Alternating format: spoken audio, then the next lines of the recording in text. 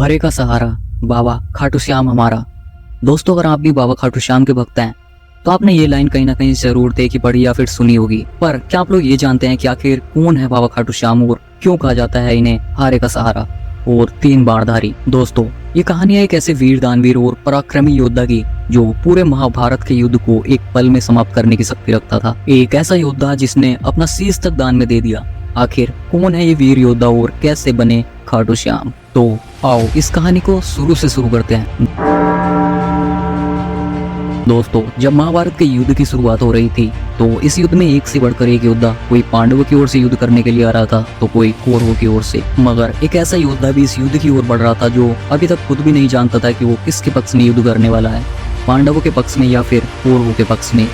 और इस योद्धा का नाम था बर्बरीक। बर्बरीक भीम के बेटे घटोत्कच का पुत्र था, यानी कि बर्बरीक पांडुपुत्र भीम का पोता था और इसकी माता का नाम मोरवी था। जब बर्बरीक इस युद्ध में लड़ने जा रहा था तो उसने अपनी माँ से पूछा कि माँ, मैं किसके पक्ष में युद्ध करूं? तब उसकी माँ ने उससे कहा कि बेटा, तुम हारने वाले के पक्ष में युद्ध करना, यानी अगर पांडव हारते हैं तो तुम पांडवों की ओर से युद्ध करना और अगर कौरव हार जाते हैं तो तुम कौरवों की ओर से युद्ध करना, तुम हारने वाले का सहारा बनना, ऐसा उसकी माँ ने उससे कहा। बर्बरीक के पास ऐसे 3 अवैध बाण थे जो कि पूरी सेना का विनाश कर वापस तर्कस में आ सकते थे और बर्बरीक अपने इन तीनों बाणों को लेकर इस युद्ध की ओर बढ़ रहा था। ये 3 बाण इतने शक्तिशाली थे कि केवल 2 बाण ही विशाल से विशाल सेना का खात्मा करने के लिए काफी थे और बस इसी को लेकर चिंता थी भगवान श्री कृष्ण को। बर्बरीक जब पांडवों के खेमे में पहुंचे तो श्री कृष्ण ने बातों ही बातों में उनसे अपने दादा भीम के पक्ष में युद्ध करने के बारे में पूछ लिया। तब बर्बरीक ने जवाब दिया कि वो अपनी माँ को वचन दे चुके हैं कि वो हमेशा कमजोर के साथ ही रहेंगे। इस युद्ध में जो उन्हें हारता दिखेगा उसी के पाले में खड़े होकर वो युद्ध करने लगेंगे। और साथ ही उन्होंने अपने इन तीनों बाणों के गुण भी बताए कि उनके पास ऐसे 3 अवैध बाण है जो कि पूरी सेना का विनाश कर वापस तर्कस में आ सकते हैं।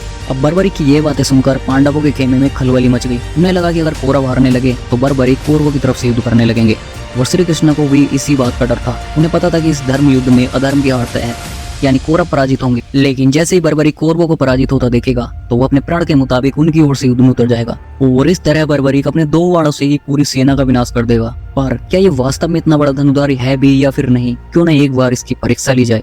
तब श्री कृष्ण जी ने बर्बरीक से कहा कि अगर तुम्हारे ये 3 बाण इतने ही शक्तिशाली हैं तो ये जो पीपल का वृक्ष है इसके सारे पत्तों को एक ही तीर से छेद दो तो मैं मान जाऊंगा कि तुम सचमुच में बहुत बड़े धनुधारी योद्धा हो। तब बर्बरीक ने आगे लेकर तीर को वृक्ष की ओर छोड़ दिया। जब तीर एक एक करके सारे पत्तों को छेदता जा रहा था उसी दौरान एक पत्ता टूटकर नीचे गिर पड़ा। श्री कृष्ण ने उस पत्ते पर यह सोचकर पैर से उसे छुपा लिया कि ये छेद होने से बच जाएगा, लेकिन सभी पत्तों को छेदता हुआ वो तीर कृष्ण के पैरों के पास आकर रुक गया।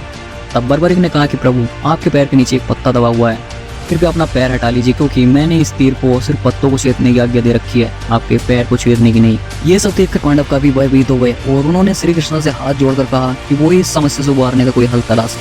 फिर श्री कृष्ण ने बर्बरीक को ये युद्ध करने के लिए मना किया। इस पर बर्बरीक ने जवाब दिया कि ऐसा नहीं हो सकता, वो एक योद्धा है और युद्ध तो वो जरूर करेंगे और साथ ही अपनी माता को दिया वचन भी निभाएंगे। श्री कृष्ण ये बात जानते थे कि बर्बरीक प्रतिज्ञावश हारने वाले का साथ देगा। यदि कौरव हारते हुए नजर आते हैं तो फिर पांडवों के लिए संकट खड़ा हो जाएगा और यदि सामने वाला हारता नजर आएगा तो इस तरह वो दोनों ओर की सेना को एक ही तीर से खत्म कर देगा। आखिर बहुत सोच विचार कर उन्हें बाद में एक हल सूझ ही गया। अगली सुबह वो उठे और एक ब्राह्मण याचक का रूप रखकर बर्बरीक के पास जा पहुंचे। तब बर्बरीक ने उस ब्राह्मण याचक से कहा कि आज्ञा करो ब्राह्मण देवता, क्या इच्छा है? तो उस ब्राह्मण ने कहा कि कुछ दान पाने की इच्छा है महाराज। तब बर्बरीक ने कहा कि यहाँ तो मेरे पास कोई विशेष धन नहीं है क्योंकि मैं यहाँ परदेश में हूँ। ये बहुमूल्य वस्त्राभूषण है, अगर इनकी इच्छा हो तो कहो, मेरे पास जो कुछ भी होगा वो मैं तुम्हें दान में अवश्य दूंगा। तब उस ब्राह्मण ने कहा कि वस्तु तो मैं आपसे वही मांगूंगा जो आपके बस में है। इस पर बर्बरीक ने उस ब्राह्मण को जवाब दिया कि तब तो मुझे कोई इनकार नहीं, चाहे तुम मेरे प्राण मांग लो। अब उस ब्राह्मण ने बर्बरीक से कहा कि अच्छा, तुम प्राण भी दान दे सकते हो, अगर इतना ही दम है तो मुझे अपना शीश काट कर दे दीजिए। बर्बरीक को अभी तक कुछ समझ नहीं आया था। उसने कहा कि मुझे विश्वास नहीं होता कि तुम एक ब्राह्मण याचक हो, पर जो वचन मैंने तुम्हें दिया है उसे मैं अवश्य पूरा करूंगा, किंतु अब तुम ये बता दो कि वास्तव में तुम हो कौन? तब श्री कृष्ण ने अपना रूप बदलते हुए कहा कि मैं श्री कृष्ण हूँ बर्बरीक। मैं नहीं चाहता कि तुम इस महायुद्ध में भाग लो और तुम्हारे कारण दोनों पक्षों का विनाश हो जाए। बर्बरीक ने कहा ठीक है, मैं अपने वचन को जरूर पूरा करूंगा, परंतु मेरी इच्छा मेरे साथ ही मिट जाएगी। तब श्री कृष्ण ने कहा कि निसंकोच कहो, तुम्हारी क्या इच्छा है? बर्बरीक ने कहा कि मैं इस महायुद्ध को अच्छी तरह देखना चाहता हूँ। सृष्टि के सभी महारथी इसमें सम्मिलित हुए हैं, मैं देखना चाहता हूँ कि कौन कितना महाबली है। श्री कृष्ण ने कहा कि बर्बरीक, तुम्हारी ये इच्छा अवश्य पूरी होगी। बर्बरीक के इस बलिदान को देखकर दान के पश्चात श्री कृष्ण ने बर्बरीक को कलयुग में स्वयं के नाम से पूजित होने का वरदान दिया। आज बर्बरीक को खाटू श्याम के नाम से पूजा जाता है। जहाँ श्री कृष्ण ने उसका शीश रखा था उस स्थान का नाम खाटू है। इसीलिए हम इन्हें खाटू श्याम कहते हैं। और हमारे खाटू श्याम बाबा हमेशा हारने वाले का साथ देते हैं, इसीलिए इन्हें हारे का सहारा भी कहा जाता है। तो बोलो, हारे का सहारा बाबा खाटू श्याम हमारा। जय श्री खाटू श्याम।